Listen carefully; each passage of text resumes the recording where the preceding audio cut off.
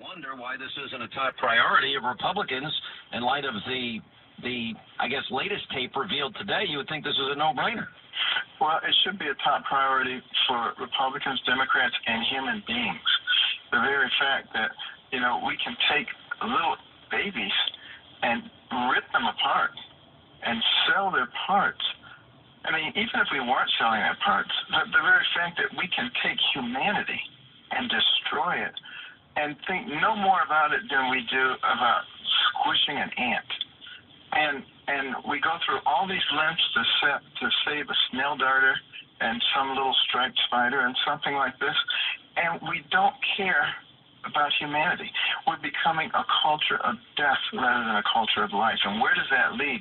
And I think it's the same spirit that generates this, that generates the hatred toward anybody who disagrees with you, so that you see people trying to destroy other people's lives, destroy their livelihood because they disagree with them. It's the same hatred. I've experienced a lot of that in my career, and I know that feeling very well. I mean, there are people that Dr. CARSON monitor the show all day, every day, in the hopes that I say one thing they don't like or they deem politically incorrect, and then they want to shut me down and silence me. I mean, that's the environment we live in here. Well, hopefully people of goodwill, and people with the values and principles that help this to become a great nation will at some point, and I hope that point is very soon, stand up for what they believe in.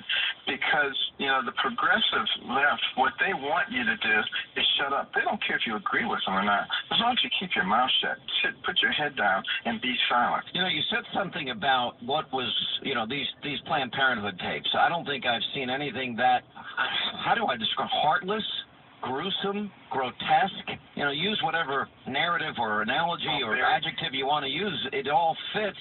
But then it becomes a broader issue. For me, this is even well beyond abortion or the abortion debate. I have people that I know and respect that make their case for being pro-choice. I am pro-life. I make exceptions for rape, incest in the mother's life, and there are people that say that I'm inconsistent. Either it's a life that needs to be saved or it's not. And I just make a distinction between a choice and a rape, the health of the mother and a rape. So I make that distinction. Do you think America, based on where we are morally and culturally now, you think the country is ready for another debate on abortion? I hope we're ready for a debate on everything. Political correctness tries to stifle debate. They don't want us to talk about things, because when people sit down and have an intelligent conversation, they can actually come to some type of agreement. But it'll never happen if they get in their respective corner and hurl insults at each other, or if they don't have the conversation at all. At some point, we must recognize that, yes, we are all Americans, we're a pluralistic society, and we have to live here together. So in order to do that, why don't we actually talk about what we believe, what the reasons for that are?